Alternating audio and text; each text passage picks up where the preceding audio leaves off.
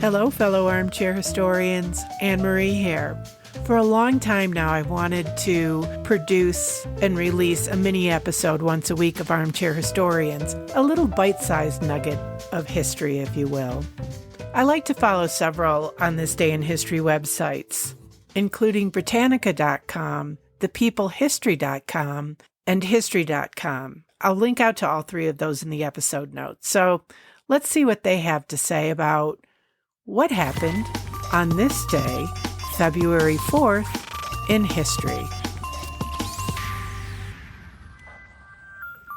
According to History.com, on February 4th, 1974, Patty Hearst is kidnapped by the Symbionese Liberation Army. The 19-year-old granddaughter of newspaper publisher William Randolph Hearst is kidnapped from her apartment in Berkeley, California.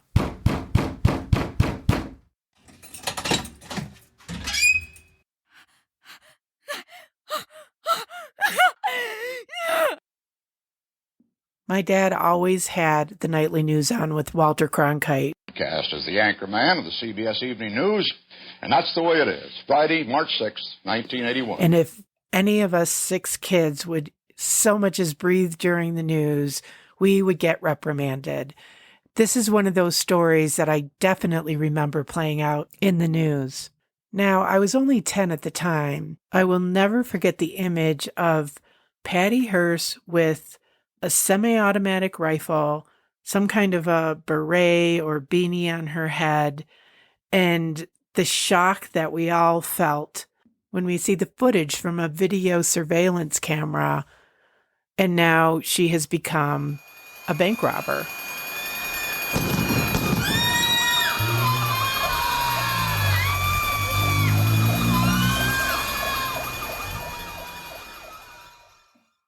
Subsequently, she claims Stockholm Syndrome, and I'm really curious of what you guys think about the Patty Hearst kidnapping and subsequent claims of Stockholm Syndrome. Pipe in on social media or fill out our general inquiries form on our website at www.armchairhistorians.com or send us an email at info@armchairhistorians.com. I might just read it on a future episode. So moving on, Britannica.com's On This Day in History page features the Yalta Conference. Now, it was on this day in 1945, during the final stages of World War II, the Yalta Conference opened with Franklin D. Roosevelt, Winston Churchill, and Joseph Stalin. They were meeting to plan the final defeat and occupation of Nazi Germany. And finally, according to ThePeopleHistory.com, in 1931, on this day in history, U.S. banks go bust.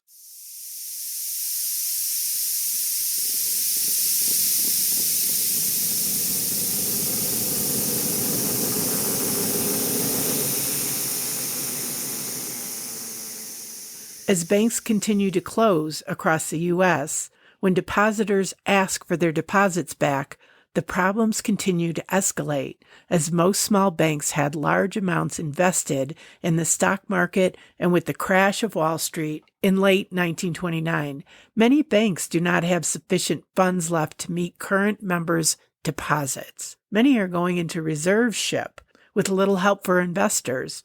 The government is looking at schemes to bail the banks out and help consumer confidence. And in the words of Walter Cronkite, that's how it was on this day in history. There you have it, our first mini episode. To find out more about On This Day in History, be sure to check out our episode notes and let us know what you think. Write into the show, and maybe one of your emails or your comments will be read on the air. Have a great week.